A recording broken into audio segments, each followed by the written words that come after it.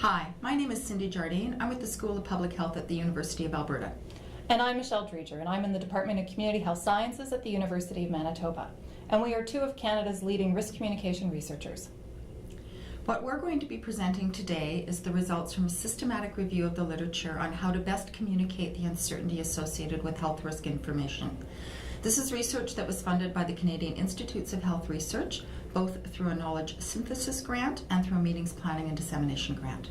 We're presenting the results of this systematic review to you today in the form of 5 myths that we think have been perpetrated by government health agencies and other people communicating about risk as the right thing to do in risk communication, but that our evidence shows may in fact not be the best way of communicating risk and uncertainty. The first myth we uncovered was that all types and expressions of uncertainty are the same. In fact, we know that the concept of uncertainty is very broad, and uncertainty can mean different things to different people in different circumstances. So in fact, one size doesn't fit all when we are talking about communicating health risk uncertainty. One of the concepts of uncertainty that is often not explained is the difference between variability versus true uncertainty. Variability is the natural variation that we see between individuals and populations. While it is important to understand variability, it can't be changed. By contrast, uncertainty reflects what we know or what we don't know, or how certain we are about the evidence that we do have. Uncertainty decreases as our knowledge increases. This is important when we present a range of numbers to the public.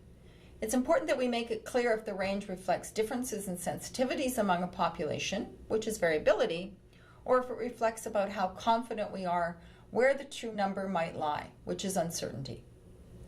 There's also a difference in uncertainty caused by conflicting interpretations of the same knowledge, as opposed to a lack of knowledge. This is often where we end up with the dueling expert phenomena.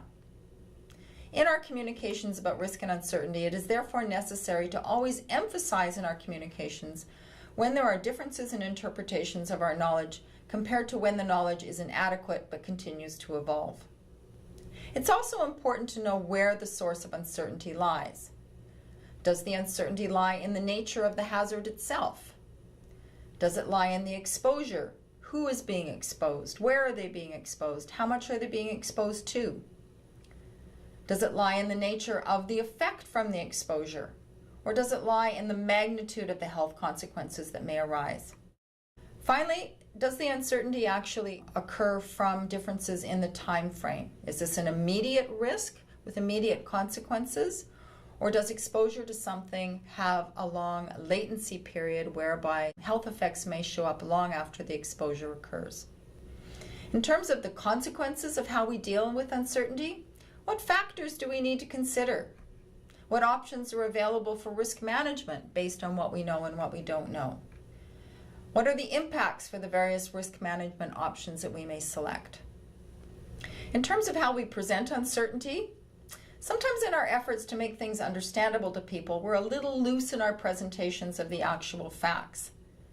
As you can see in this cartoon, this may produce a very misleading concept of what the actual risk is. We also need to think about how people interpret our expressions of uncertainty. We talk about uncertainty based on a population level. Interpreting that to an individual risk level is often very difficult for people.